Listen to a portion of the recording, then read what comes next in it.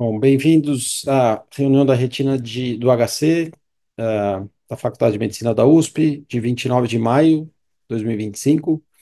Vai começar a reunião, vai ser a Júlia Aragão, que é R3 de retina, vai começar a apresentação do caso clínico. Júlia, Boa noite a todos. Então, como o doutor Sérgio comentou, eu vou apresentar a reunião do caso clínico. Eu vou apresentar o caso clínico dessa semana. E eu queria agradecer ao doutor Sérgio pela ajuda na confecção do caso, a doutora Melissa e ao doutor Arthur Carvalho.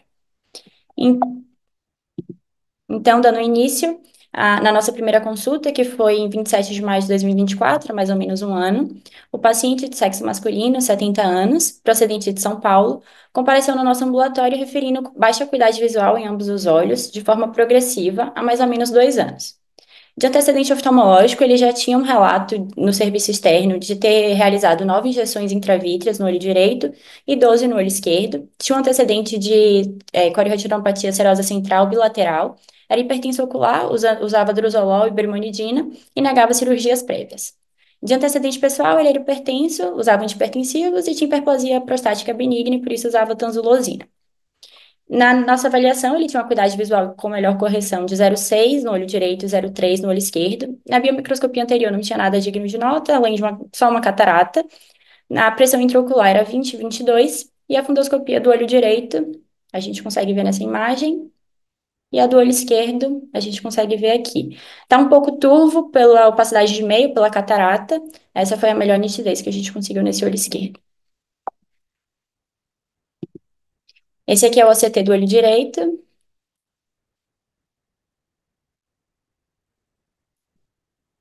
E esse é o OCT do olho esquerdo. Agora, aproximando num corte mais foveal, o olho direito e o olho esquerdo. A indocianina verde do olho direito. Essa primeira imagem, mais ou menos 1 minuto. A segunda imagem, com mais ou menos 5 minutos. E aqui do olho esquerdo, a primeira imagem também com mais ou menos 1 minuto. A segunda imagem com mais ou menos 5 minutos. E a última, cerca de 10 minutos do exame.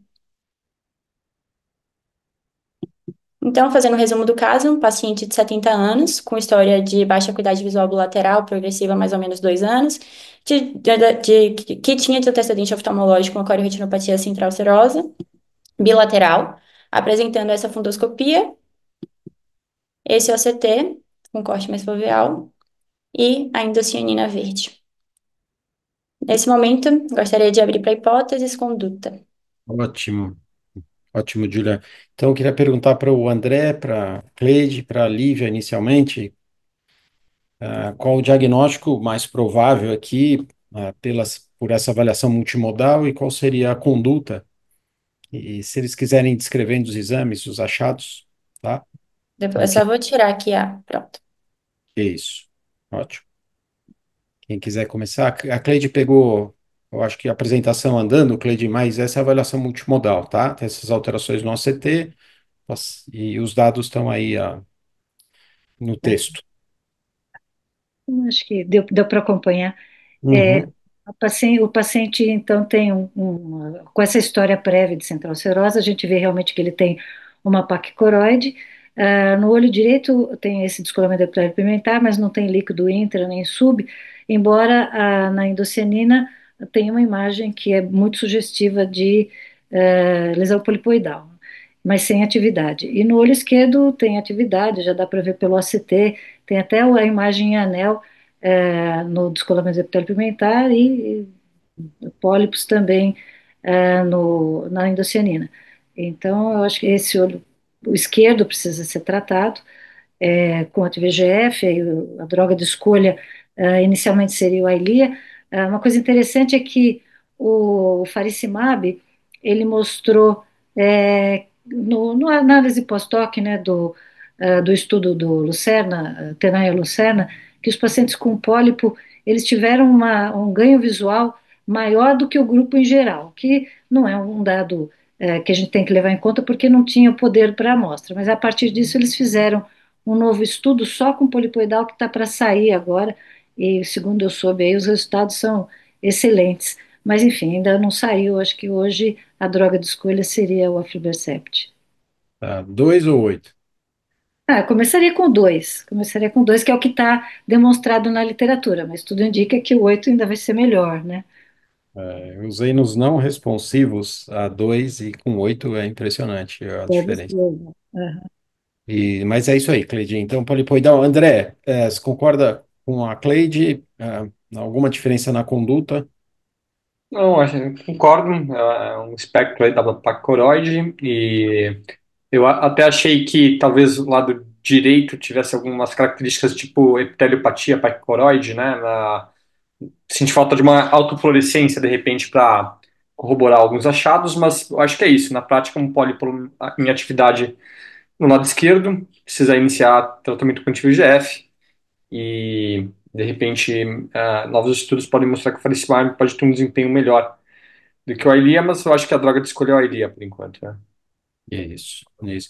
É que a gente não tem muitos estudos sobre faricimab com a Ilíade 8, que provavelmente ambos são mais potentes do que a Ilíade 2, né?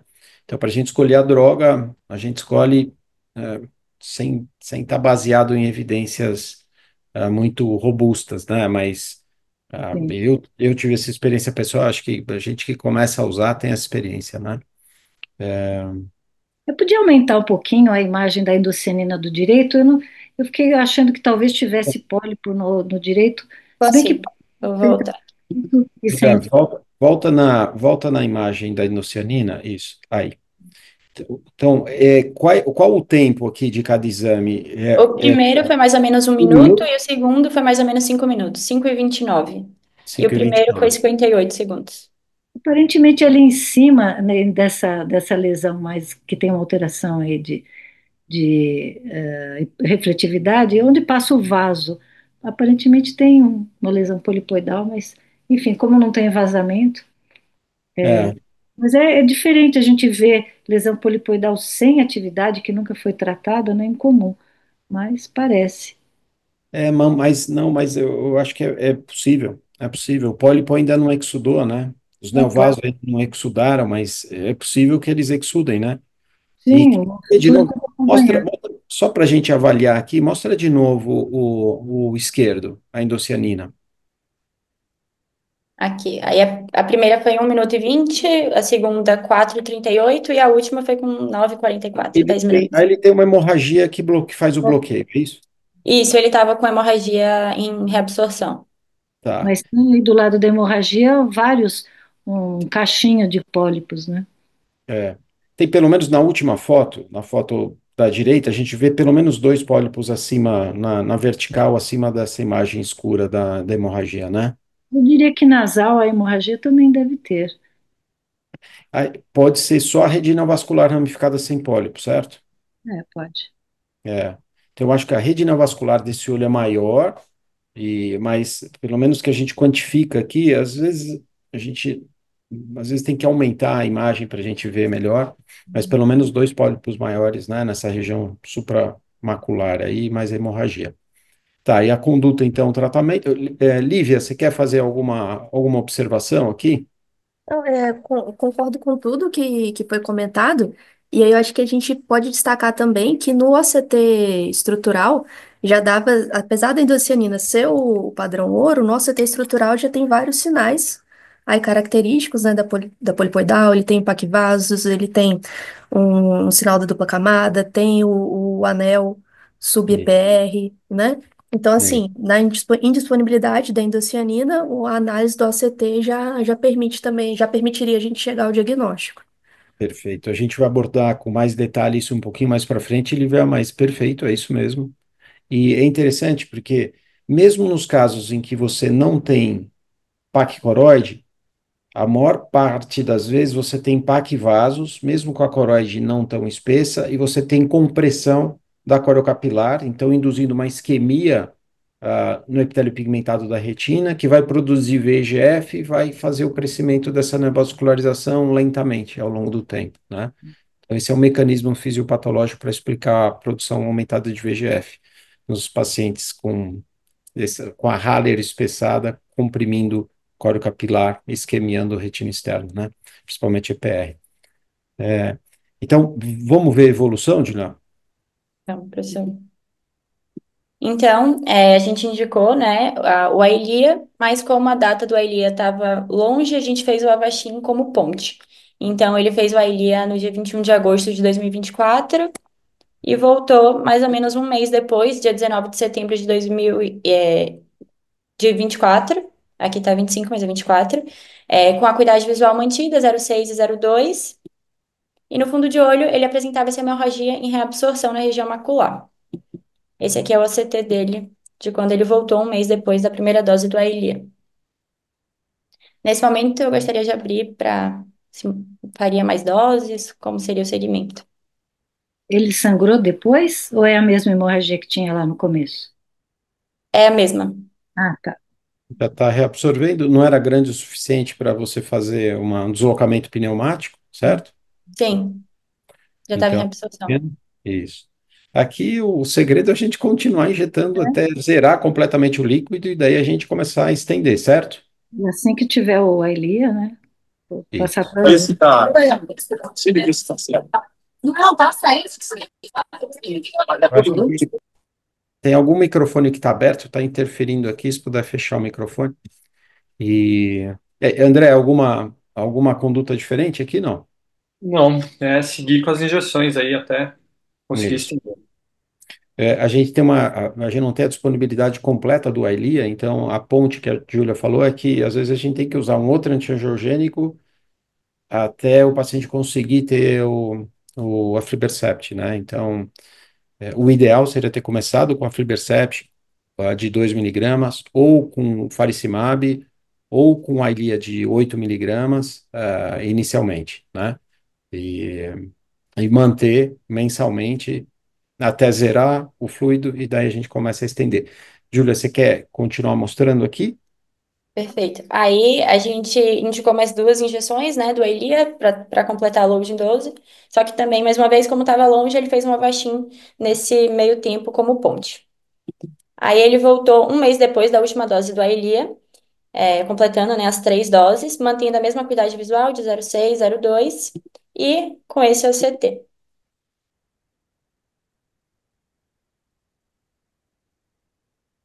Aí nesse momento, gostaria de abrir mais uma vez. Tem um defeito retiniano ali nos cortes do OCT, adjacente ao DEP? Quer ver? Você consegue parar no corte foveal só para a gente. Então, eu acho, André, que Aí, aí ela tem. Eu acho que tem uma fibrose, material hiperrefletivo subretiniano nessa região, provavelmente ainda sequela da hemorragia, né, que ele teve. Por isso que a visão não vai melhorar além disso, mas líquido mesmo não tem. E eu acho que o pólipo está elevando o DEP, mas sem formar cultura de EPR. Vocês concordam? Pelo menos nesse corte aqui? Sim, até porque a visão está mantida, né? Se tivesse ruptura, provavelmente estaria mais baixa. Aparentemente o EPR está íntegro, né? Isso, isso. Concorda, André? não, concordo. Você não vê sinal de luz Isso. atravessando aí a área do EPR, né? Do DEP. Aham. Uhum. Então, aqui a gente começa a tratar e estender. Vocês concordam? Vocês fariam PRN? Não, não. Então, Tratar e estender, né? só para lembrar para as pessoas que estão ouvindo e que não têm familiaridade com tratar e estender, todo o retorno do paciente a gente injeta. Só que cada retorno que ele vier sem líquido, como essa, eu injeto e estendo o próximo retorno dele em 2 semanas. Então, se eu estou seguindo em 4, eu injeto e ele volta em 6 semanas. 6 semanas ele continua assim, eu injeto de novo e volto em 8 semanas. Então ele ganha mais 2 semanas. Eu vou espaçando até ter uma recidiva eventual. Se ele recidivar, eu volto para as 2 semanas anteriores à recidiva, que provavelmente é o tempo biológico de ele formar a recidiva, e aí eu mantenho o paciente tratado sem recidivas, né? Ao longo do tempo eu posso caminhar, tentar estender de novo mais 1 ou 2 semanas e rever isso, mas em geral os pacientes mantêm esses retornos dessa forma, mantidos, né? Essas recidivas mantidas em intervalos fixos, né? Por isso que eu consigo tratar e estender até onde a gente consegue. Alguma observação, Cleide, de tratar e estender? André, Lívia? Não. próprio estudo Planet, né, que é o que a gente usa como referência, no segundo, acho que no terceiro ano, eles também estabeleceram o tratar e estender, se bem que o volume de pacientes que ficou nessa extensão era pequeno, mas a experiência que a gente tem é do estudo também. Tá, tá. Algum ponto de tratar estendendo, né? Não, é Tá, isso. é isso. Lívia, algum toque de tratar estender que você acha importante comentar? Não, não, doutor Sérgio, acho que já foi tudo comentado. Tá. Então aí a gente vai passar por uma discussão, a gente vai fazer algumas perguntas. A Júlia vai. A ideia aqui é fazer uma discussão curta, bem sucinta, e usando vocês de base aí para as conclusões, tá?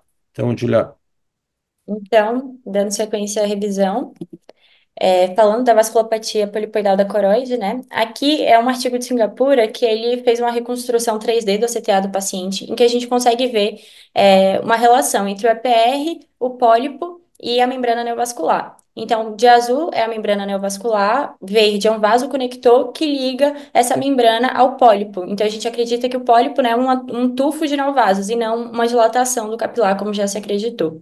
E aí tem a membrana e esse tufo ele, de Nelvaso ele cresce para cima do EPR. E aí por isso que causa essa elevação abrupta no epitélio. Nesse perfeito. momento, alguém queria comentar alguma coisa? Então, só falando uma coisinha antes de ouvir os outros comentários. Essa membrana é uma membrana hipermadura, então ela é em azul. Ela está num plano abaixo do EPR. Então ela não responde antiangiogênico. A gente trata para regredir a exsudação dos neovasos que esse tufinho, que é o pólipo, né, chamado de pólipo, ou de lesão polipoidal, que é esse tufo vermelho, né? E como a Júlia falou, isso não é uma dilatação aneurismática de uma parede, por isso que você não usa pólipo, você usa lesão polipoidal, ela tem imagem, mas é diferente. Isso é um tufo de neovasos, e é aí que o antiangiogênico age. Existe essa conexão desse vaso, dessa arteríola que nutre esses neovasos, está representado em verde. Esse grupo que fez esse artigo e essa publicação e tem essa imagem em 3D, é um grupo espetacular, a doutora Cheung, de Singapura, eles são incríveis nas publicações, todas elas, e essa polipoidal é uma delas. Comentários sobre essa imagem, André, Cleide, Lívia? Tem uma coisa interessante que, então, o pólipo não é uma dilatação aneurismática, não é? Ele é esse enovelado, e como esse enovelado, os vasos são relativamente finos, o fluxo é rápido, é meio turbilhonado, e por isso que, e fica praticamente grudado no topo do escoramento epitelial pigmentar, e é por isso que ele rompe muitas vezes, e os pólipos às vezes são associados a grandes hemorragias, né? E outra coisa que esse estudo mostrou, que fez a gente entender no funcionamento vamos dizer, do tratamento da polipoidal, é que o que interessa é que é a ausência de atividade, de exudação, porque a membrana, a rede neovascular não vai ser fechada, o que deixa de ter, pelo menos a visibilidade na endocenina ou mesmo no OCT é essa rede enovelada, mas a base não vai desaparecer. E é isso que interessa para o tratamento, não o desaparecimento total, que é o que se exigia quando se fazia PDT, né? Não é o que importa em termos de recuperação visual. Perfeito, excelente. Lívia? Acho que a doutora Cleide comentou muito bem, acho que não tem mais nada para acrescentar. André? Também, tá tudo certo. Tá. Então, essa é uma imagem representativa da anatomia. É importante a gente mentalizar essa imagem para a gente entender melhor essa patologia, né? Então ótimo. Segue, Julia. Então, dando sequência, agora falando, né, do diagnóstico com a endocianina verde, que é o padrão ouro. A lesão polipoidal ela é característica por ser um nódulo com hiperfluorescência na fase precoce, em que surge até 6 minutos do exame, e que tem um aumento da sua hiperfluorescência com o passar do tempo, né, do exame, e ele pode apresentar também um extravasamento tardio, e geralmente está associado a uma rede neovascular ramificada, que a gente consegue ver aqui na última imagem, onde a gente consegue ver o pólipo, que é a lesão hiperfluorescente pela seta azul, associada a essa rede neovascular ramificada.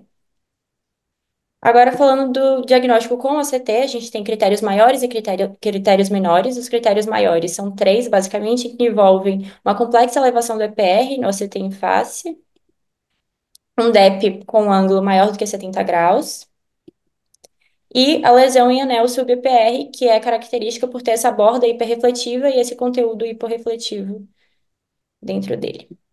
E falando dos critérios menores, a gente tem um nódulo alaranjado no fundo de olho, sinal da dupla camada, que é essa diferenciação, né, do EPR e da membrana de Bruch, que a gente não conseguiria ver normalmente. A placa coroide com dilatação da camada de Haller e também um DEP complexos ou então multilobulados. Falando aqui sobre o diagnóstico com a CT, então a gente consegue ver que se o paciente ele tiver dois critérios maiores, ele tem um valor preditivo positivo alto para fechar o diagnóstico de polipoidal. E se ele tiver três, a gente já tem um valor preditivo positivo de pelo menos 93%. E se ele tiver algum menor, isso já aumenta para 94%. Nesse momento, eu queria abrir para discussão sobre o diagnóstico da polipoidal com OCT, quando pedindo cianina. Então, porque é importante a gente ver isso, porque a endocianina é caro, tem efeitos, eventualmente, de alergia que o paciente não pode fazer. Então, eu queria saber como que vocês fazem um diagnóstico de uma polipoidal, se o OCT, com esses dados que a Júlia mostrou, é suficiente para vocês seguirem o tratamento pensando no diagnóstico polipoidal sem pedir a endocianina. Hoje em dia o OCT é suficiente, né? Eu acho que a endocianina pode ser utilizada para alguns casos refratários, em que você suspeita alguma outra situação que possa estar associada, mas de forma geral o OCT você consegue levantar bem a suspeita e seguir o tratamento com base nele, né? E deixar talvez endocianina para casos refratários que não estejam evoluindo bem. Ótimo, Cleide. Concordo também. Tá. Outra indicação da endocianina é se você vai fazer PDT, né? Aí você vai fazer na área dos pólipos, né? Ou mais, você vai fazer numa área maior onde você tem a hipercianescência localizada. Então você tem que enquadrar o teu PDT nessa área, né? Então seria uma outra indicação se a gente for fazer o PDT, como a gente não faz, não tem medicamento para fazer, é muito caro, a gente faz muito, muito pouco. Então a endocianina a gente usa pouco, tanto para diagnóstico quanto para tratamento, certo? Lívia, algum complemento? Não, não, isso mesmo. Tá.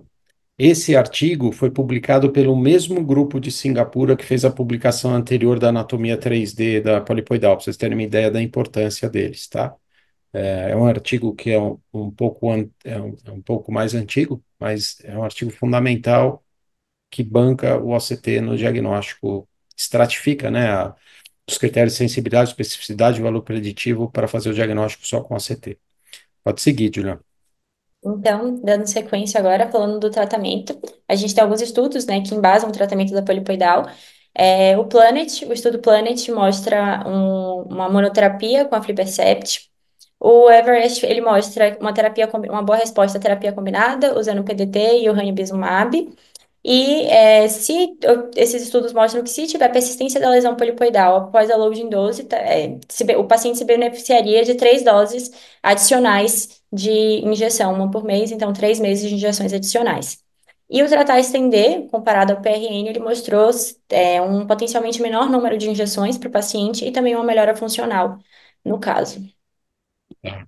Então, você quer, volta um pouquinho, pra gente ver isso. Eu acho que isso aqui já foi discutido. O André, a Cleide e a Lívia já comentaram aqui, né, as possibilidades terapêuticas. Esse quadro embasa, coloca os estudos que embasam essa forma de tratar. Então, você começa com uma dose de carga, usa até zerar, até desaparecer líquido, e daí começa a tratar, estender. Quando eles comentam de se a lesão polipoidal ainda está presente, mesmo sem exsudação, e você faz 3 injeções adicionais, esse quadrinho, esse retângulo do meio que está destacado em azul, é o que a Cleide comentou de atividade do pólipo. Então, você pode secar a lesão, mas talvez com drogas mais potentes você consiga fechar o pólipo, destruir o pólipo de uma vez, fazer ele desaparecer no OCT.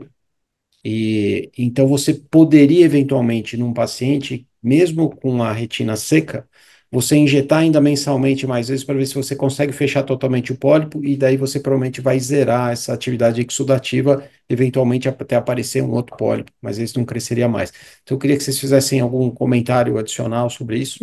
Doutor Sérgio, eu acho que aqui a gente vale destacar também que em membranas não polipoidais, no tratar estender, a gente pode tolerar pequenas quantidades de fluido subretiniano.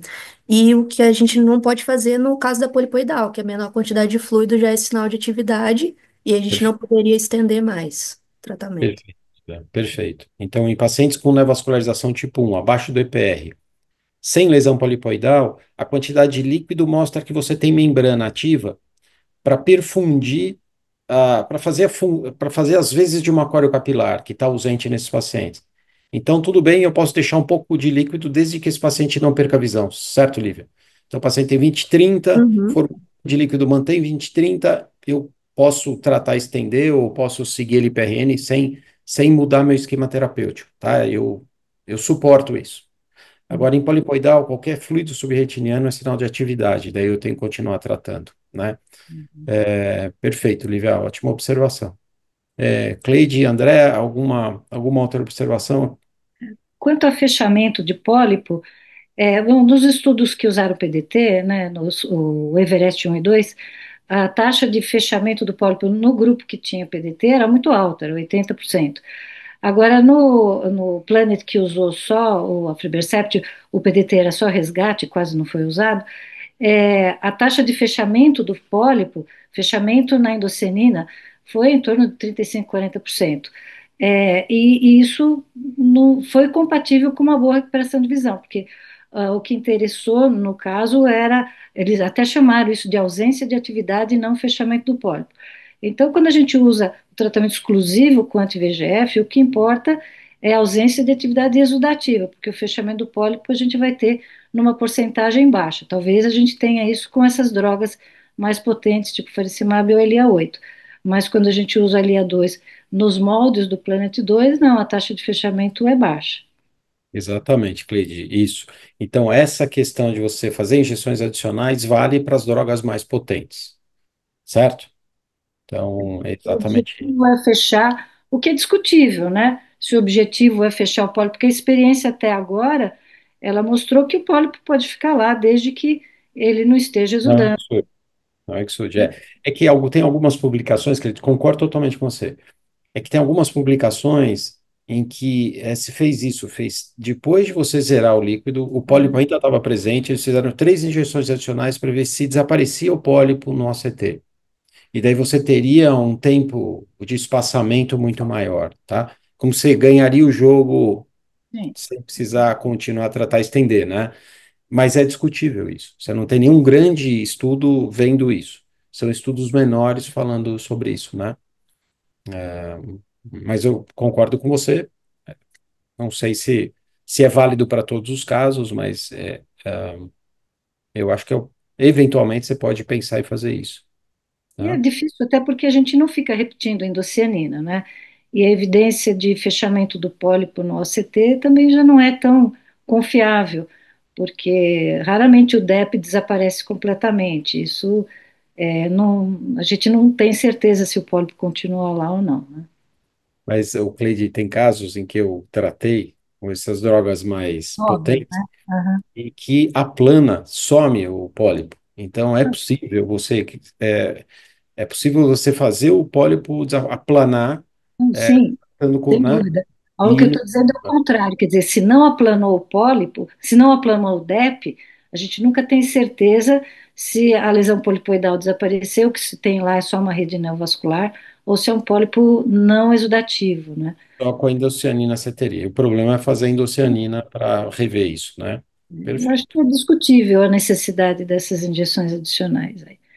Mas, Certo. claro, com as novas drogas, onde provavelmente a gente vai ter um fechamento maior, vai poder comparar como é que é a extensão com elas e a extensão com a LIA2, que mantinha o pólipo na maioria dos casos, mais da metade, bem mais da metade. E eu acho que tudo indica que sim, que a extensão vai ser muito maior, né? Perfeito. André, comentário de tratamento? Não, nenhum. Nenhum. Acho que já foi bem comentado. Ótimo. Então vamos seguir, Juliano? Então, dando sequência, para finalizar, falando sobre o tratamento com PDT, que há relato, né, de melhor controle, de controle precoce da atividade da doença, com menor número de retratamento em comparação com a monoterapia com a aflibercept. E está indicado nos casos de pacientes que tiveram resposta parcial com a monoterapia, ou aqueles pacientes que têm dificuldade de aderir às injeções frequentes, ou para fenótipos associados à forma agressiva da polipoidal, que seria uma área grande de múltiplos pólipos, ou então uma coroide com hiperpermeabilidade.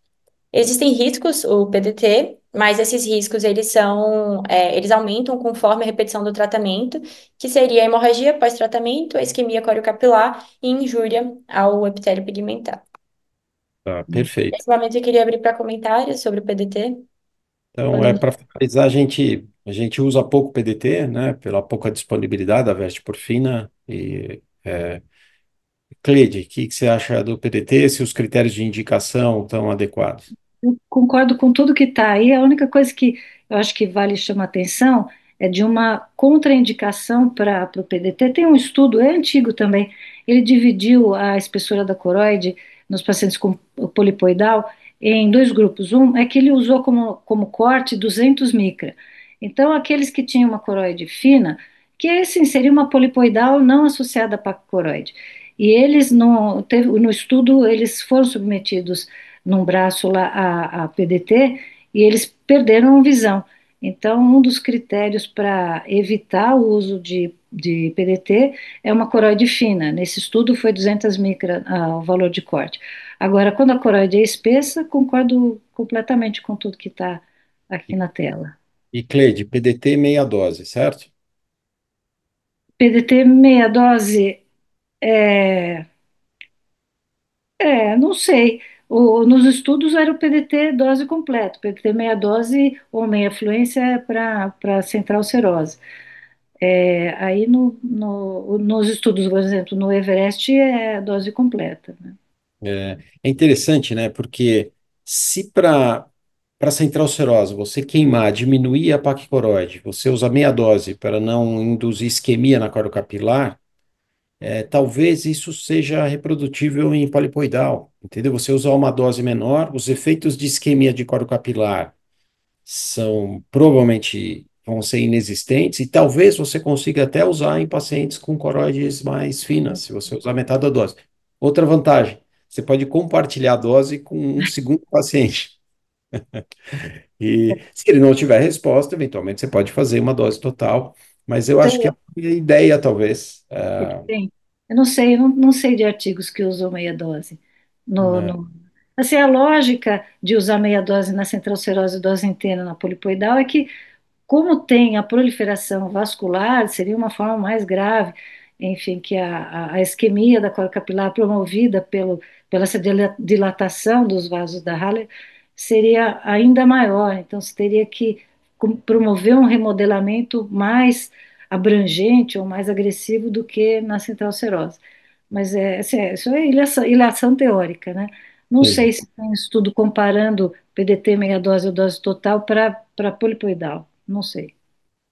e outro dado é que você então tem que cobrir toda a rede neovascular ramificada no teu tratamento. Então, eventualmente você pode fazer no Anface, no OCT e olhar a tua rede neovascular ramificada, não vão aparecer os pólipos no OCTA, mas você vai ver a rede neovascular e, e eventualmente você faz a endocianina para tratar essa área, né?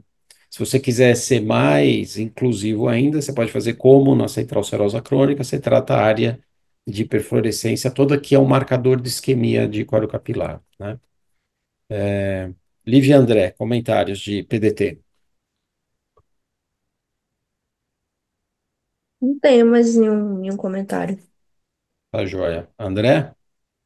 Nenhum também. Eu particularmente não tive experiência com PDT, né? Tá, perfeito. Então, acho que a gente cobriu, né, Julia, todos os pontos aí de polipoidais, que os polipoidal mais interessantes, tentamos fazer isso da forma mais concisa possível, né? Se tiver alguma outra pergunta, a gente responde pelo chat aqui ah, durante a apresentação, durante as outras apresentações. Cleide, algum comentário a mais que você acha importante para o lipoidal? Lívia, André, a gente pode seguir. É isso. Joia. Então, Julia, esse é o último slide? Isso. Então, Tá. concluindo, essas foram as referências. Muito obrigada. Joia. Obrigado você, viu, Julia? Obrigado, tá? Já foi atrás do paciente, reviu tudo, viu? Um monte de... Obrigado. Obrigada, professor. Obrigado você. Obrigada pela ajuda. Joia. Agora a gente vai para a imagem. Quem vai apresentar vai ser o Guilherme Fonseca, que é preceptor, e ele vai apresentar, acho que fazer uma revisão bem bacana. Guilherme, se você quiser já compartilhar. Vou compartilhar aqui, professor.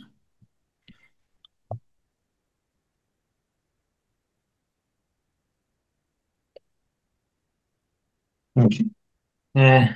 Boa noite a todos, sou o Guilherme, eu sou preceptor e fellow de retina cirúrgica. Vou apresentar a imagem da semana. É, Vou começar aqui com essas imagens aqui, a retinos, da retina e da autofluorescência. Vou Tá, mostrar um então, pouquinho aqui o zoom na fóbia. tá.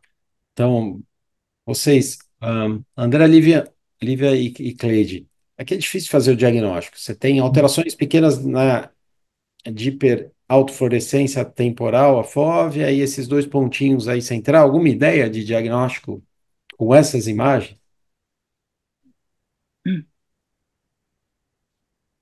O ponto hiperalto, a gente sempre pensa em white dot, mas, nossa, o universo aí é enorme, É né? grande, né? É grande. Então, aqui não é uma wide dot, podia ser. Se fosse unilateral, talvez a gente pensasse em miúdos, né? Só com essa autofluorescência, mas a gente não está falando nem de idade, nem de sintomas, a gente só está mostrando a imagem, então não é aqui, não é miúdos. Agora, Pode ser a drusa, né? Desde Também drusa até white pode dot. ser drusa, né? É que na retinografia não parecem drusas, né? Na minha não está aparecendo aqui, a retinografia está totalmente borrada, não sei se é o meu computador. agora, o que chama atenção é esses dois pontos amarelados na retinografia colorida, Sim. temporais Ah, fora, eles não são evidentes, tão evidentes na autofluor, né? sim, Eles esperaria eles mais evidentes na autofluor e não chama atenção a autofluor, né, para esses dois pontos, né? Eles exatamente. não são hiperautofluorescentes.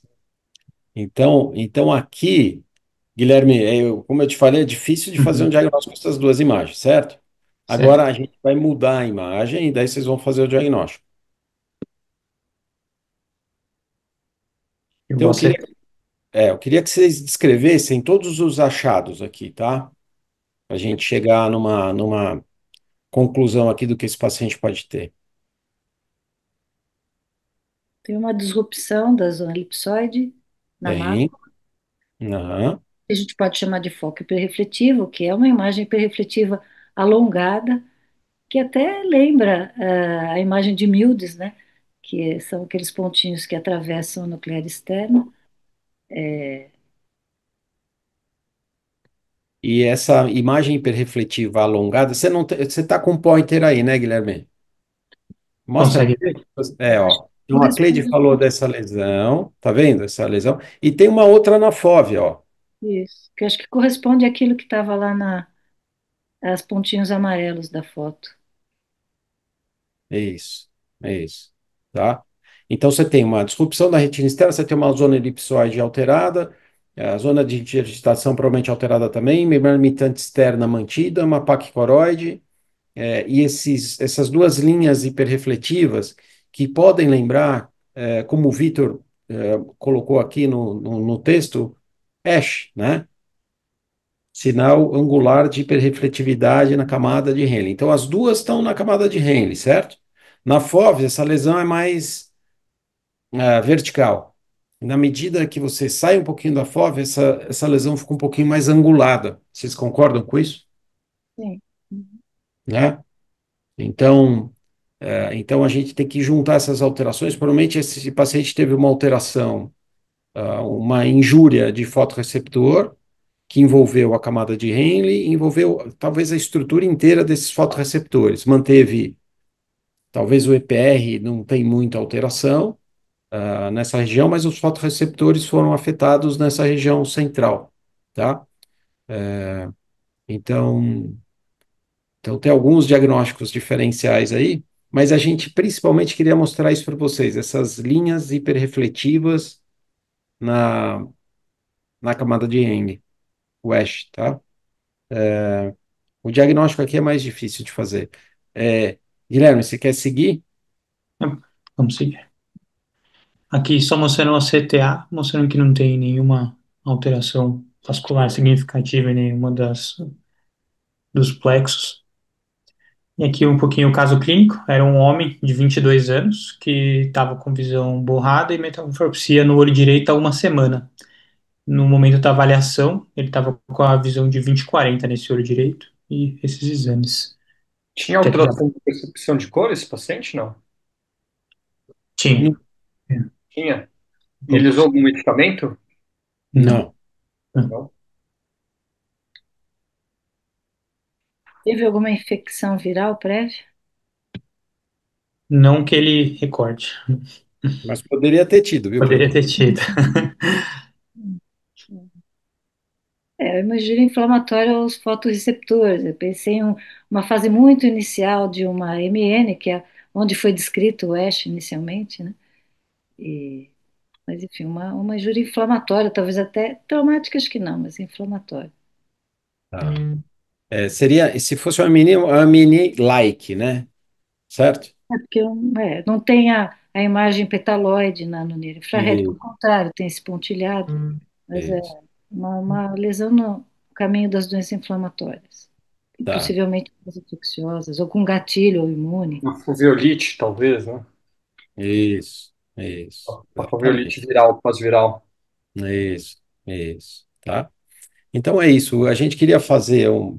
O diagnóstico talvez seja o menos importante, mas o mais importante que a gente vai discutir, que o Guilherme fez uma revisão excelente, são essas lesões hiperrefletivas que mostram injúria de fotorreceptor, que são os hashes nesse sinal angular de hiperrefletividade por lesão na camada de Henle, tá?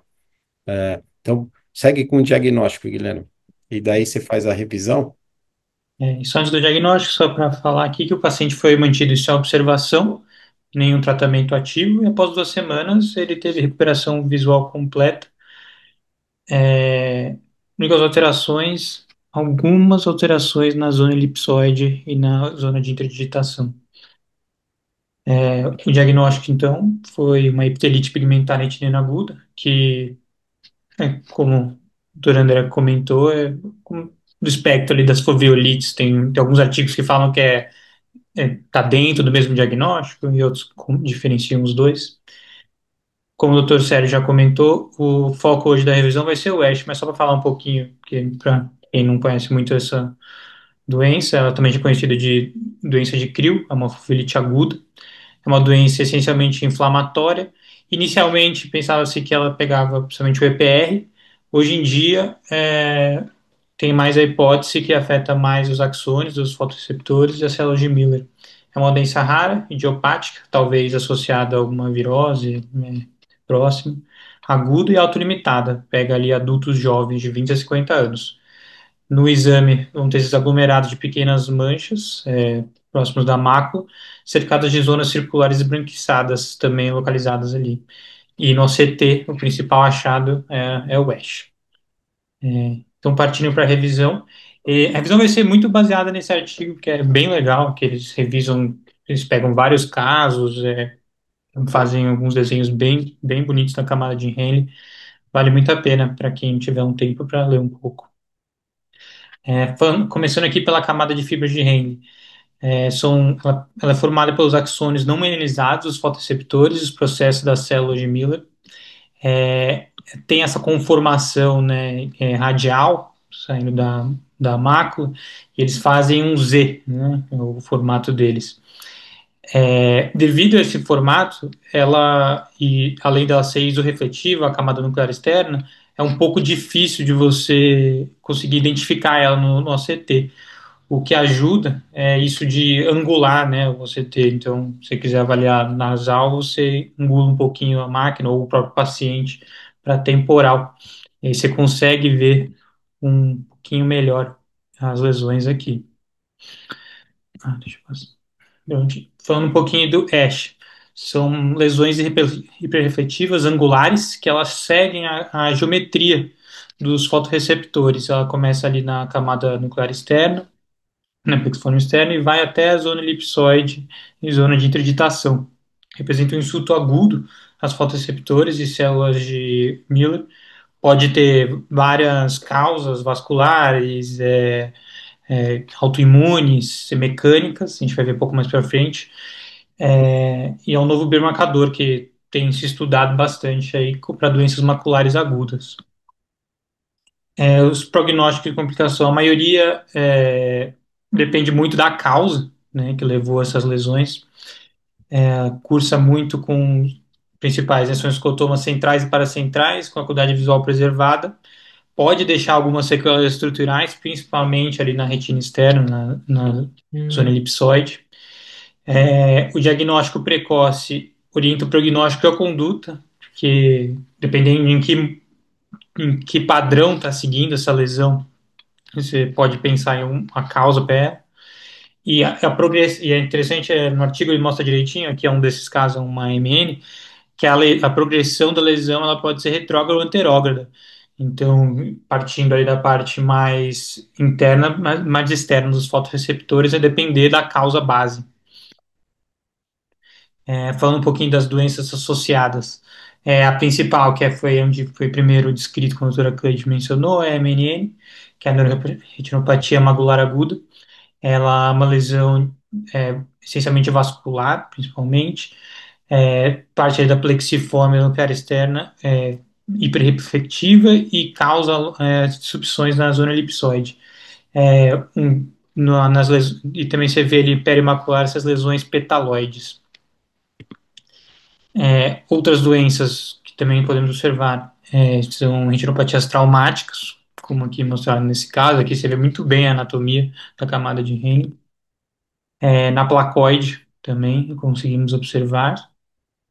Em síndromes paraneoplásicas, aqui um paciente que tinha câncer de bexiga, a gente vê também muito bem observadas essas setinhas laranjas aqui, os vários Fs ao longo da sua retina.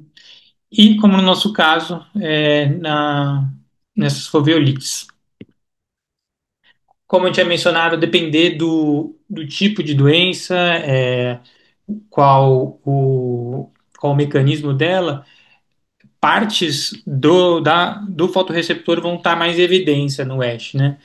Então, se for um autoanticorpo, como na síndrome paraneoplásica, ou se for uma alteração de todo o fotorreceptor, como na foveolite, ou algo mecânico mesmo, como no trauma, que você vê ali mais no meio da retina externa, você consegue determinar onde começou, né, e onde vai acabar essa lesão. Então, para concluir, é um achado característico da sociedade de várias doenças maculares. Estão pesquisando aí para ser como um novo marcador de lesão aguda. É útil para diagnóstico diferencial e compressão fisiopatológica, principalmente nas doenças AMN e nas AMN-likes. E tem que tomar cuidado com condições semelhantes no ACT, com hemorragias na camada de fibra de Lehmann, que nem a gente está mostrando aqui na imagem. Você vê que é muito semelhante, mas não segue exatamente aquele padrão que a gente viu nas outras condições. Entre outras, né? Exudação macular, edema macular cistoide petaloide, entre outros. Referências. Muito obrigado. Excelente, Guilherme. Obrigado, ótima.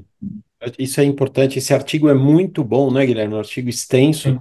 mas é muito bom. Fala de todas as patologias, descreve exatamente o mecanismo de formação dessa lesão hiperrefletiva na camada de Henle, faz todos os diagnósticos possíveis para essas imagens do ASH e fala dos diagnósticos diferenciais também. É muito bacana. Cleide, André, Lívia, algum comentário sobre ASH? Não.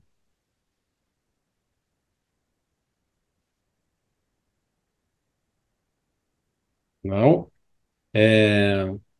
Mas é isso, basicamente, então, essa lesão é causada por isquemia, como o Guilherme mostrou, só para fazer um resumo bem rápido, ou a isquemia é no plexo capilar profundo, e daí a lesão aparece, a hiperrefletividade aparece primeiro na Henle, e aí por uma lesão retrógrada do fotorreceptor, a hiperrefletividade vai descendo. Começa na camada de Henle, depois aparece na zona elipsoide, a zona de intersticiação, e borra e torna essas lesões hiperrefletivas, né? Então, ah, ah, então, a maior parte das lesões é assim, exatamente essa evolução, dia um, dia 2, e depois de 6 meses você tem uma sequela, que é o afilamento da nuclear externa, como a gente vê nessa imagem em G, tá? Então, no D1, você vê que a hiperrefletividade só está na M, lá em cima, tá? E depois ela desce para envolver, então, os fotorreceptores retrogradamente, envolvendo o zona elipsoide também, né? E depois fica uma sequela com um escotoma paracentral, mas você mantém visão boa para a fóvea estar íntegra. Na placoide, a lesão muito provavelmente ocorre por uma isquemia da coriocapilar.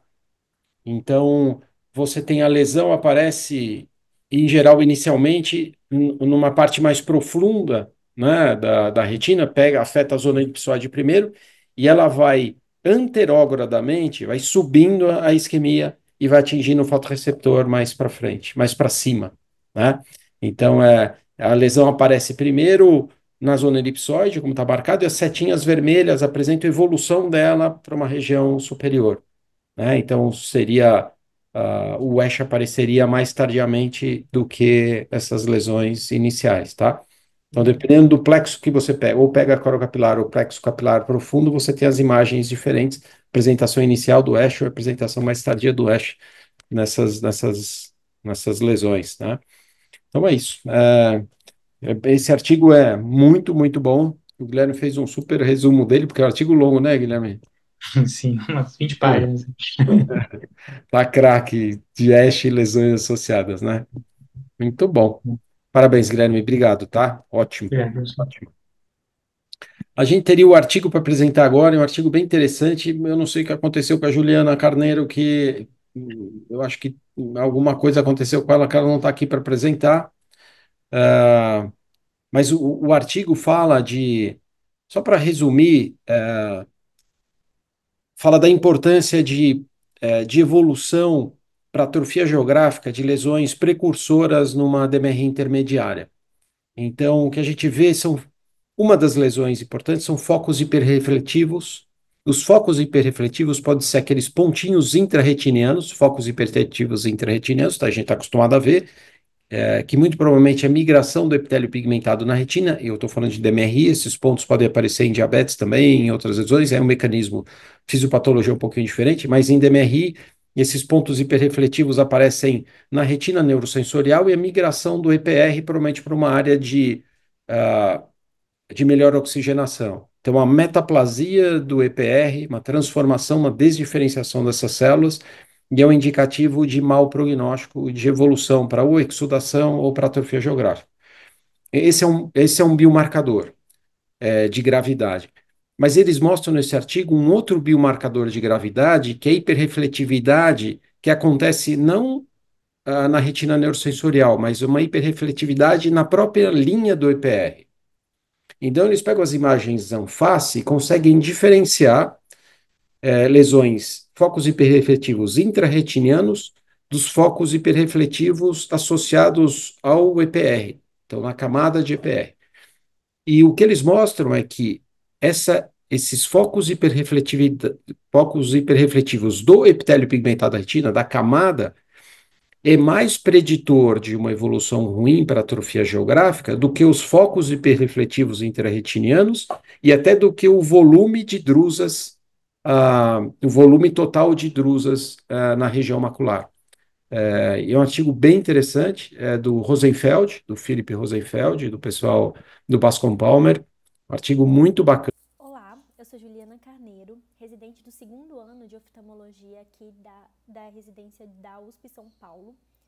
E hoje eu vou falar a respeito de um artigo que tratou de áreas de focos hiperrefletivos no epitélio pigmentado da retina, como um preditor para a formação de hipertransmissão coroidal em pacientes com DMRI.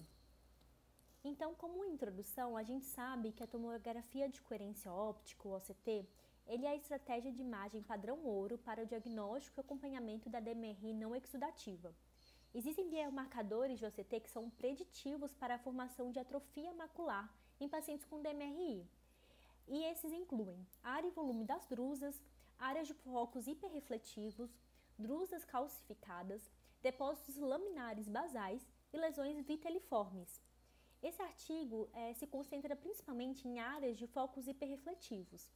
Então, a gente sabe que em pacientes com DMRI, a presença de hiperpigmentação na imagem de fundo de olho colorida está associada a um risco aumentado de desenvolver atrofia.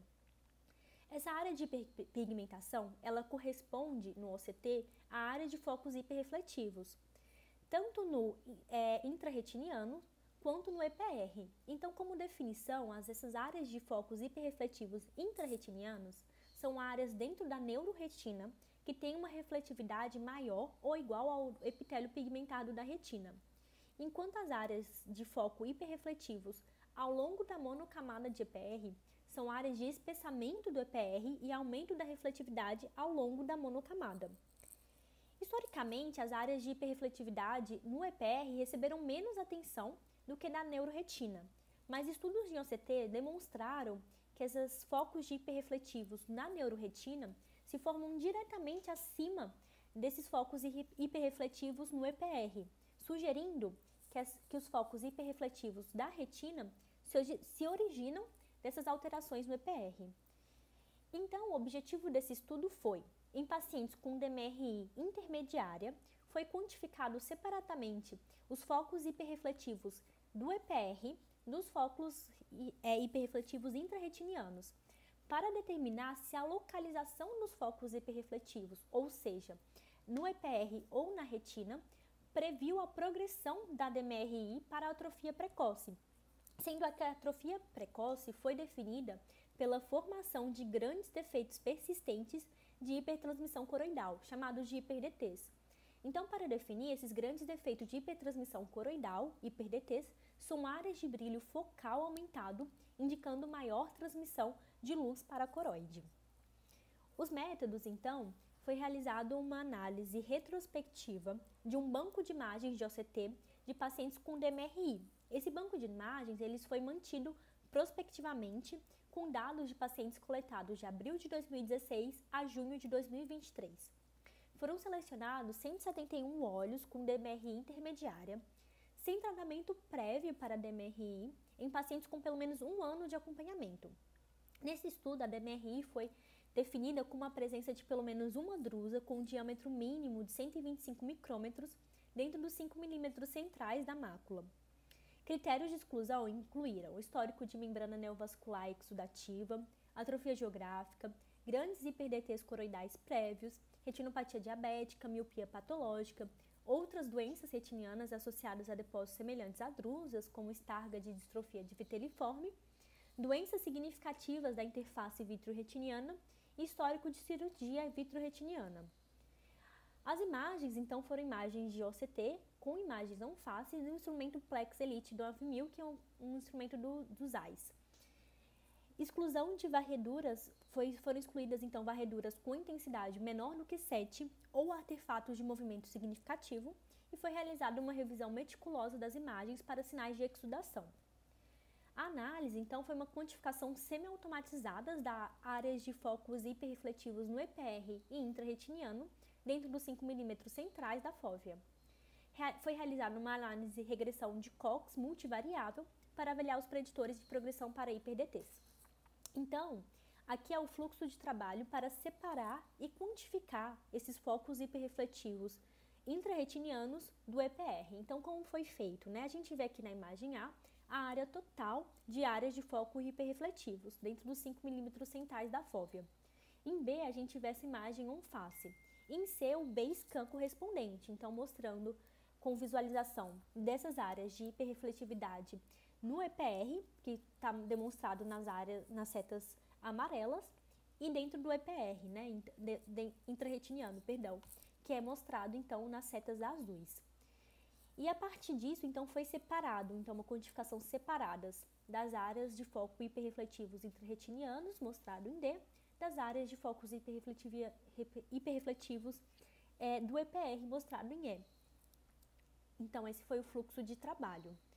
Nos resultados, então, a gente viu que 48% dos olhos selecionados, ou seja, 82 desses 171, desenvolveram pelo menos uma área de hipertransmissão coroidal grande durante o segmento.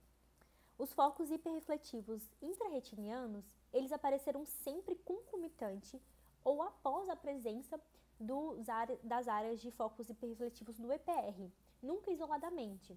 Isso vai de encontro com a ideia de que essas áreas intrarretinianas de hipertransmissão intrarretiniana se desenvolvem a partir das áreas de hipertransmissão no EPR. Além disso, áreas com focos hiperrefletivos no EPR, sozinhos, também progrediram para essas hipertransmissões coroidais, evidenciando essa importância dos focos hiperrefletivos no EPR. O volume de drusas foi preditor apenas na ausência desses focos hiperrefletivos no EPR. Então, essa tabela aqui, ela vai mostrar justamente isso. Então, nessa tabela 1, a gente vê que as áreas de hipertransmissão no EPR, os focos de hiperrefletividade no intrarretinianos e o volume das drusas, medidos nos 5 milímetros centrais, eles estavam associados ao aparecimento do primeiro grande foco de hiper-DT. Mas quando foi realizada uma análise multivariável, incluindo as 3 variáveis, apenas os focos hiperrefletivos no EPR permaneceram como fator preditor significativo para a progressão da doença. O volume de drusas e as áreas de focos hiperrefletivos no intrarretinianos não foram significativos. Nessa tabela 2, então, foi realizado um modelo multivariável, usando apenas o volume de drusas e os focos hiperrefletivos dentro da retina. Quando a gente faz isso, a gente vê que somente o volume de drusas, nesse caso, foi um fator preditor significativo para o aparecimento do hiper-DTs, enquanto as áreas de focos hiperrefletivos dentro da retina não foram. Bom, aqui são alguns exemplos, então, para a gente entender melhor como é essa evolução.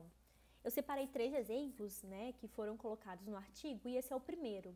Então, aqui a gente vê a imagem de um olho com DMRI intermediária de uma mulher de 65 anos com grande volume de drusas, com áreas de focos hiperrefletivos no EPR e intrarretinianos, que desenvolveu o hiper-DTs ao longo dos 44 meses de acompanhamento.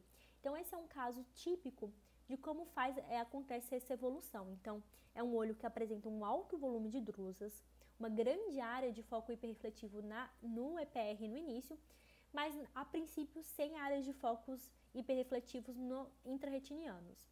Com o tempo, teve esse desenvolvimento, então, de foco hiperrefletivo intrarretiniano, aumento desse focus no EPR e das drusas, até que houve o aparecimento do hiper-DT após 29 meses. Então, é um exemplo claro da evolução da doença, onde o aumento dos focos hiperrefletivos no EPR precede o surgimento de focos hiperrefletivos intrarretinianos e ambos se associam ao aparecimento dos hiper-DTs, marcando risco maior de atrofia. Nesse outro exemplo, é um olho com DMRI intermediária, num homem de 89 anos de idade, com grande volume de drusas, focos hiperrefletivos no EPR, mas ausência de focos hiperrefletivos intrarretinianos, que ainda assim desenvolveu hiper-DTs ao longo dos 33 meses de acompanhamento. Então, é um olho com presença exclusiva de focos hiperrefletivos no EPR, sem esses focos intrarretinianos em nenhuma visita. Esse olho desenvolveu hiper-DTs localizados aonde estavam os focos no EPR. Demonstra, então, que áreas de focos hiperrefletivos no EPR isolados, na ausência de áreas de focos hiperrefletivos intrarretinianos, são suficientes para indicar o risco elevado de progressão para lesões de hiper-DTs, reforçando, então, esse papel preditor de áreas de focos hiperrefletivos no EPR. Esse último exemplo, então, é um olho com DMRI intermediária de uma mulher de 79 anos de idade, com pequeno volume de drusas, mas uma grande área de foco hiperrefletivo no EPR e poucos focos hiperrefletivos intrarretinianos, que desenvolveu, então, esse grande defeito de hipertransmissão coroidal. Então, a gente vê que um olho com áreas de focos hiperrefletivos no EPR e intrarretinianos, na ausência de drusas, também desenvolveu hiper-DTs, mostrando que mesmo com esse baixo volume de drusas, As áreas de focos hiperrefletivos no EPR é um forte indicador de risco para a progressão da doença, destacando novamente a importância desse achado.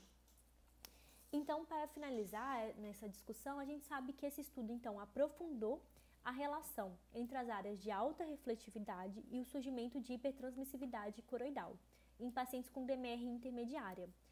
A gente já tinha pesquisa anterior que mostrava que a importância da carga total de áreas de focos hiperrefletivos na região macular, ela é preditora significativa da progressão de atrofia superior ao volume de drusas. A questão-chave, então, agora desse estudo era determinar se qual área de hiperrefletividade, ou seja, junto ao epitélio pigmentar da retina ou intrarretiniano, é o principal fator para a progressão. Então, a análise separada dessas regiões revelou que a área de hiperrefletividade no EPR é o principal fator preditor para a formação de atrofia, maior do que as áreas de focos hiperrefletivos intrarretinianos e no volume de drusas. Quando a gente exclui essas áreas de focos hiperrefletivos no EPR e realiza uma análise multivariável, apenas o volume de drusas se manteve como preditor significativo. As áreas de focos hiperrefletivos intrarretinianos não se mostrou significativo nesse caso.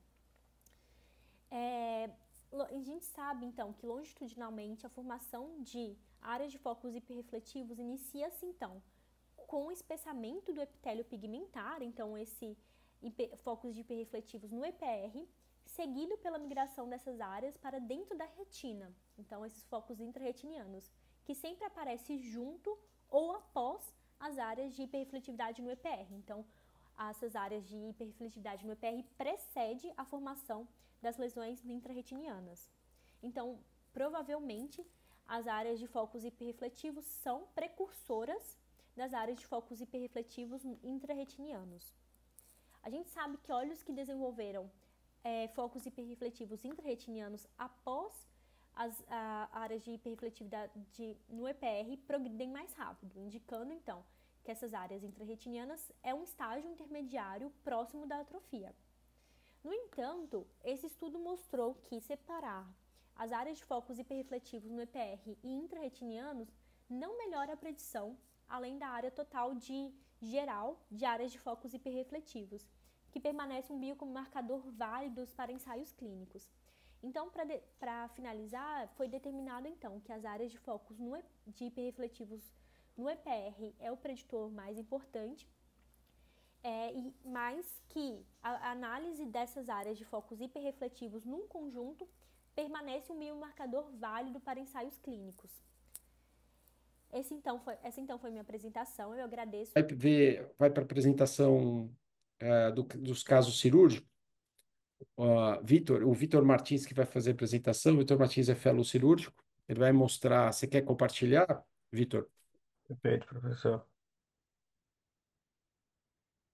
Estão vendo? Sim.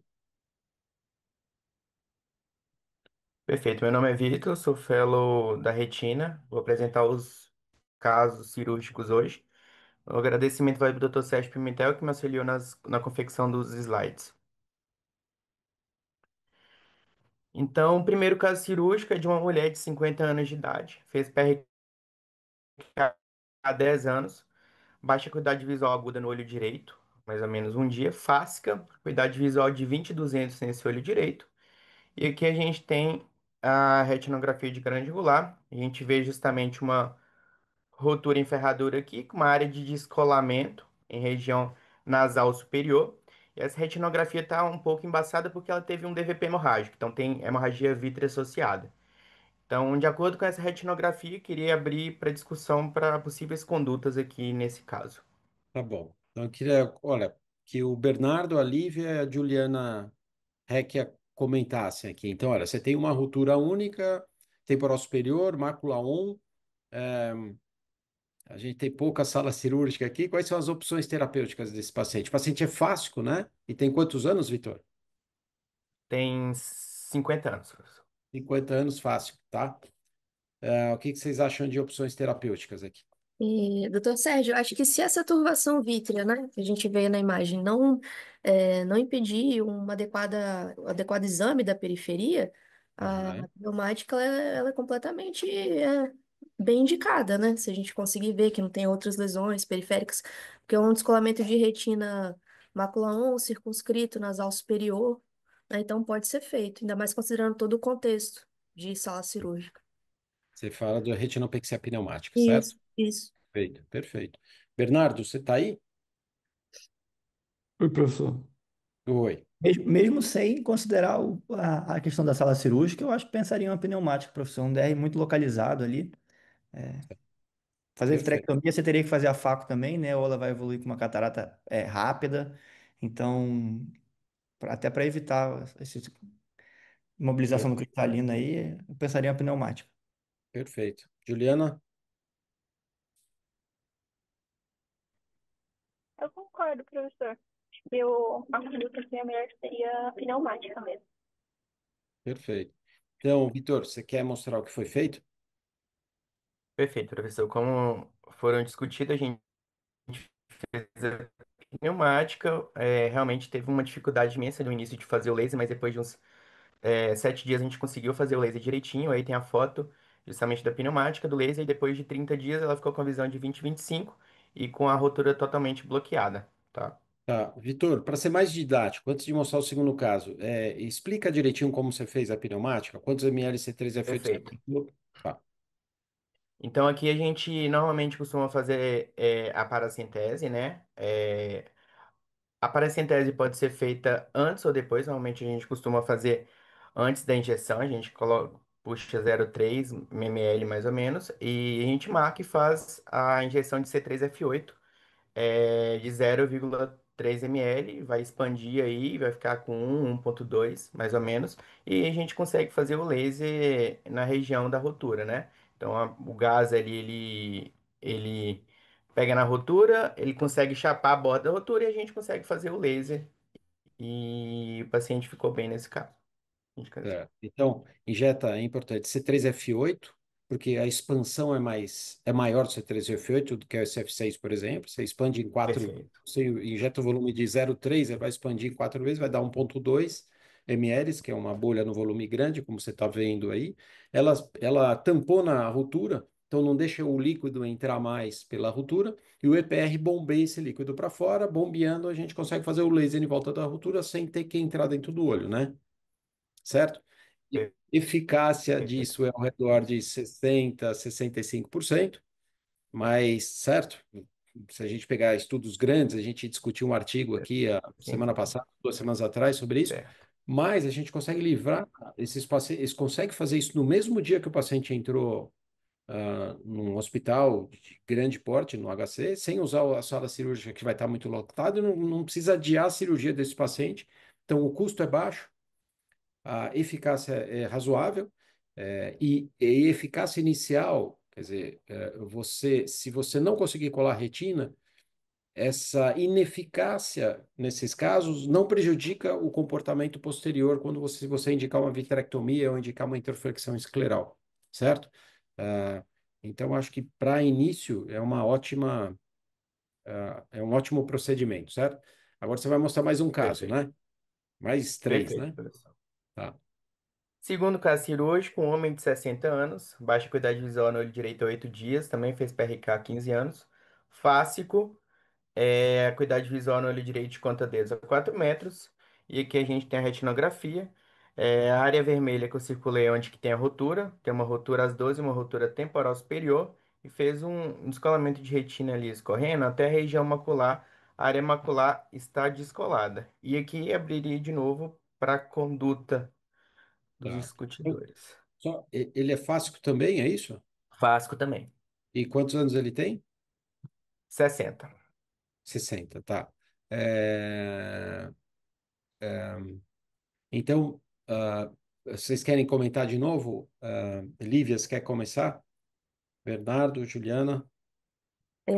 Sendo uma rotura única superior, a pneumática ela também não estaria contraindicada, só que já nesse caso, eu acho que o bolsão é muito volumoso, então eu não daria preferência para pneumática, assim, como a primeira opção, que eu acho que, sim, demoraria mais a ser reabsorvido todo esse líquido subretiniano, poderia formar, às vezes, alguma dobra, E aí daria preferência ou para introflexão ou para vitrectomia. Pensaria talvez muito aí na questão da transparência do cristalino, para indicar uma coisa ou outra. Perfeito, Olivia. Ponderações ótimas. Então, pneumática talvez com restrições, vitrectomia também tem suas restrições, e a introflexão, o problema é sala para colocar no mesmo dia o paciente, certo? Bernardo? Concordo com a Lívia, professor. Fico um pouco receoso de fazer a pneumática, até porque é difícil ter certeza que é uma rotura única, né? Nesses casos, tem um bolsão muito grande inferior, sempre dá um receio de passar alguma coisa e você ficar tentando fazer uma pneumática que demora tempo e até você perceber que vai ter que fazer ou partir para introflexão ou até vitrectomia. Perfeito. Juliana?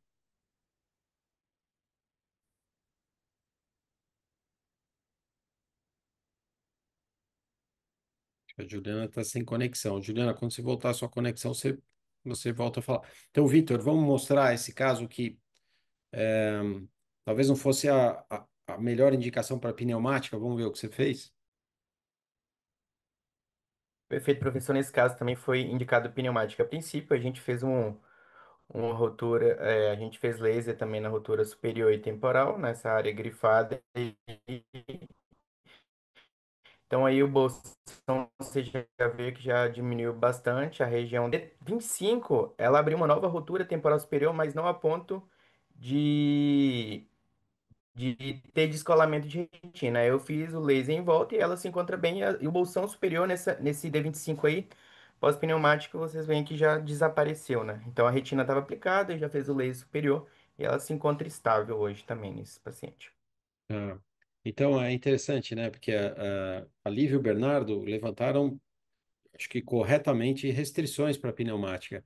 E no HC a gente acaba estendendo o uso da pneumática, apesar dessas restrições, porque o centro cirúrgico não dá volume para a quantidade de descolamentos que chegam. Então a gente acaba ampliando as indicações de pneumática, é por isso que o Vitor está mostrando isso. Então ele tinha duas rupturas, na verdade, Lívia, uma às 12 e outra temporal superior. E aí você ampliou o laser para cobrir essas duas rupturas, né?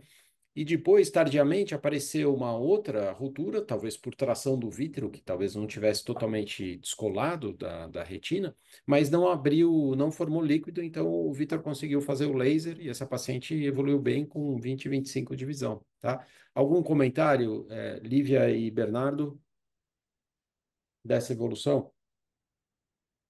Foi uma evolução ótima, né? É aquilo, não era uma contraindicação, seria mesmo uma questão de primeira opção de escolha, né? Mas que bom que foi feita a pneumática e a paciente evoluiu tão bem. Ótimo. Lembrando sempre que a gente pode fazer, então, um segundo procedimento, né? E, em geral, a eficácia do segundo procedimento é muito alta, seja vitrectomia, seja introflexão, seja você fazer uma vitré associada a uma faixa, né, você consegue, na grande maioria das vezes, colar a retina sem prejuízo, mas você pode iniciar com uma tentativa mais, talvez mais rápida e mais, de menor custo, né? Ah, Vitor, você quer mostrar o terceiro? Perfeito, professor. Então, o terceiro caso cirúrgico é um homem de 63 anos. Baixa acuidade visual no olho esquerdo há 3 semanas, associada a flashes. Apresenta acuidade visual de 20/200 espacial nesse olho esquerdo e é fásico também. Então aqui a gente tem a retinografia do paciente.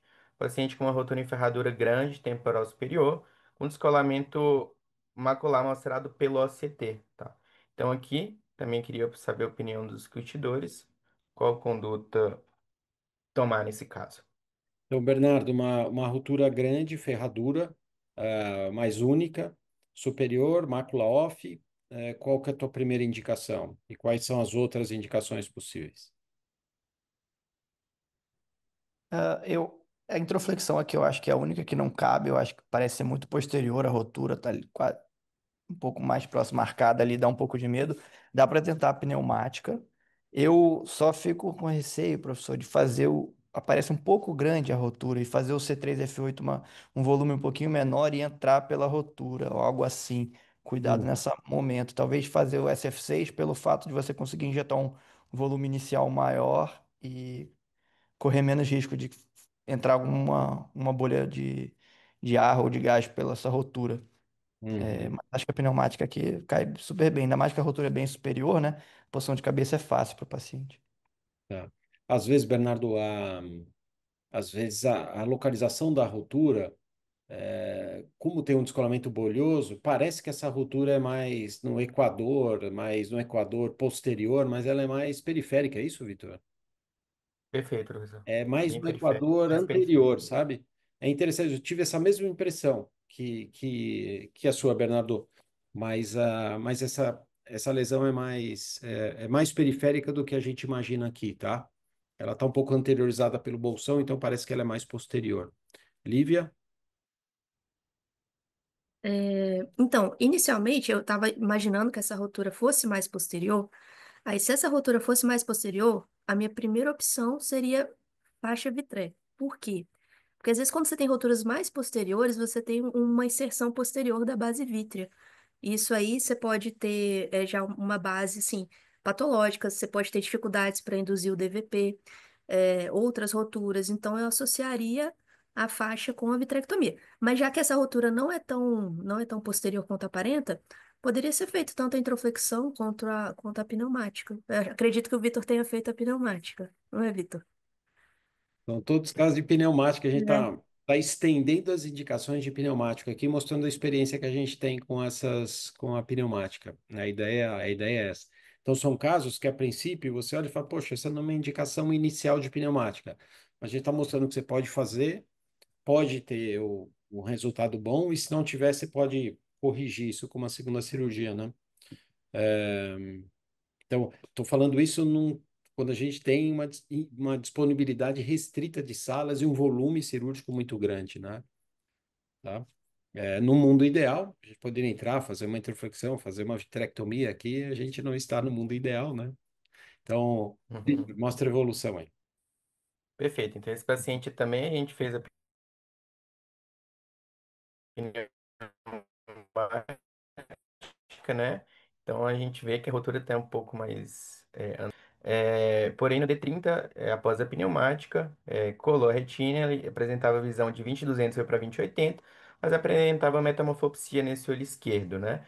E aqui a gente tem um ACT do paciente. E com líquido subfoveal ainda, e aqui eu queria saber em relação aos discutidores, o que que vocês fazem quando tem esse líquido subfoveal persistente após a pneumática? E normalmente eu observaria, Lívia, Bernardo, acho que a Juliana voltou. O que que vocês fariam aqui? Eu também observaria, às vezes esse líquido subretino ele demora meses, às vezes tem trabalho que mostra que até um ano para ser completamente reabsorvido. Há quem faça inibidor de anidrase carbônica, mas eu já tive uns casos e eu não fiz, eu aguardei e reabsorveu. Ótimo. Qual que é a tua experiência, Bernardo, com líquido subretinano residual na mácula, submacular? Eu observaria também, professor.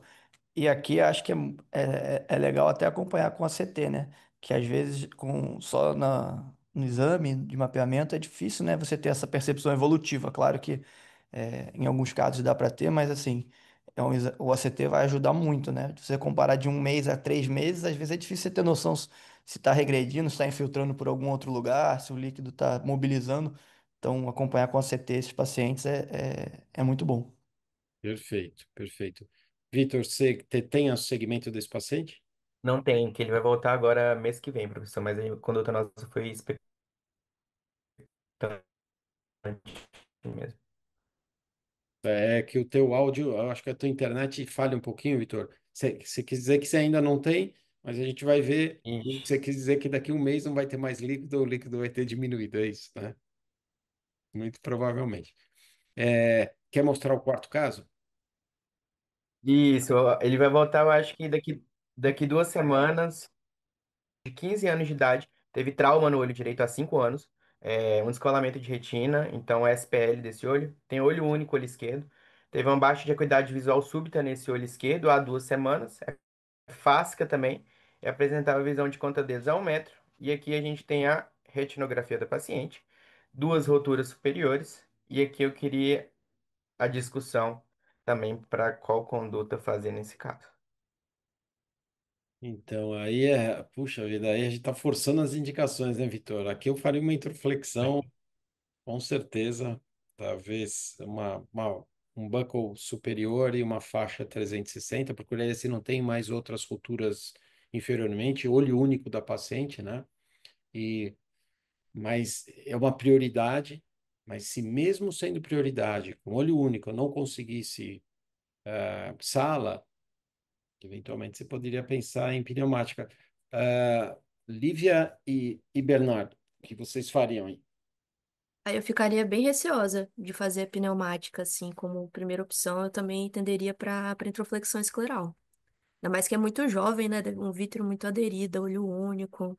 São várias, né? E para ver se essa Isolamento paciente, total. se ela colaboraria com a posição de cabeça também, Também. né? Se ela entenderia a necessidade de ficar na posição. Bernardo, E, professor, acho que entra na mesma coisa que eu falei antes de como ter certeza que esses pacientes têm só essas roturas, né? Descolamento total, às vezes é muito difícil de ter certeza que, ainda mais pós-trauma, jovem, não é fácil examinar, enfim. Você ter certeza que esse paciente não tem rotura inferior ali, não é sempre muito fácil, né? E aí você faz a pneumática e isso pode piorar às vezes. tá. Então, tua conduta inicial seria uma interflexão. Isso. Tá, perfeito. Então, Vitor, vamos ver o que que você fez. Perfeito. Então, nessa paciente deu entrada, aí a gente foi indicado uma pneumática para essa paciente. No D1 pós-pneumática, ela ficou em face down, aí a mácula conseguiu colar. Ela apresentou de quanto desaumento para melhora da visão para 20/100, porém, teve essa complicação que é o fish eggs. Aí eu queria saber dos discutidores como fazer para evitar e qual a conduta quando tem esses fish eggs. O que que vocês normalmente fazem? Tá. Tem alguma conduta para se fazer? Você espera essas bolhas incorporarem na bolha maior, já que as duas roturas superiores estão bloqueadas, quer dizer, a bolha maior está bloqueando, já teve uma reabsorção grande. Você vê que em jovem o EPR funciona muito bem, então bombeia o líquido subretiniano rápido, isso é um dia depois, né? Ela tinha um descolamento praticamente total, né? E outra coisa acho que para evitar, você tem que fazer uma injeção contínua, né, do gás, para evitar que você quebre em bolhas menores. Algumas dicas, Lívia e Bernardo, Eu de... acho que a paracentese antes ajuda também, porque você vai estar com um olho mais hipotônico, então a injeção, a injeção contínua, ela acaba sendo mais facilitada. E diante dos fichegs é a questão é mesmo aguardar e o paciente em repouso, essas bolhas menores vão ser incorporadas. Uhum, Como ela não tem nenhuma, a rotura não é grande, provavelmente não vai ter nenhum problema em decorrência disso. ótimo, ótimo. Bernardo, qual que é a tua experiência com os fish eggs? E aqui, professor, eu pensaria, tem que explicar bastante a posição de cabeça para evitar que esse paciente, essas bolhas menores não fiquem em contato com a rotura, né? Orientar para Exatamente. que pelo menos a bolha maior fique na posição certa e essas bolhas menores não, até pelo menos até elas se juntarem, né? Então, por mais que a criança, né, 15 anos, é difícil, mas orientar certinho a posição de cabeça para que essas bolhas não entrem menores, né? As menores não entrem pela rotura. Perfeito, perfeito. Eu acho que tem que enfatizar normalmente, né, reenfatizar isso para a criança e para os pais, né? Para o adolescente, né, e para os pais. Vitor, você quer mostrar a evolução? Perfeito, então foi isso mesmo, a gente orientou direitinho o paciente. Então no D7 a bolha aumentou um pouco, a gente fez justamente o bloqueio das duas alturas superiores, a paciente estava super feliz, a visão melhorou. Porém, quando a gente foi no D20, ela abriu uma rotura temporal inferior, porque ela tinha um vítreo bem aderido, um vítreo patológico, abriu uma rotura temporal inferior e voltou a descolar principalmente inferior.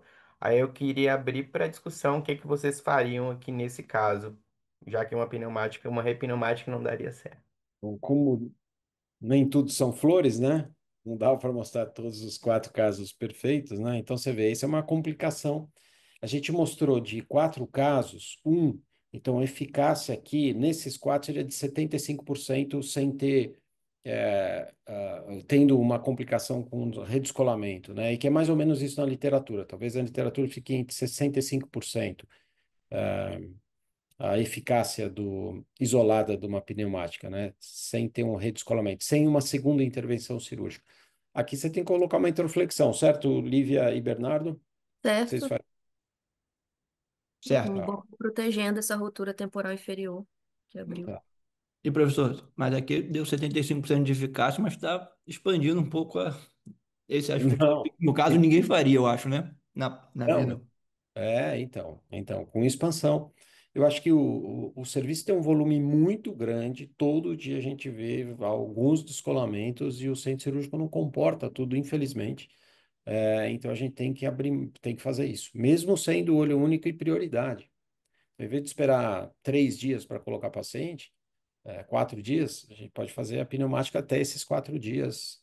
E se der alguma complicação, aqui tem 20 dias depois, esse paciente tem prioridade para entrar no centro cirúrgico na frente de outros pacientes que já estavam programados, né, Vitor? Então, fala como é que vocês Isso. resolveram aqui.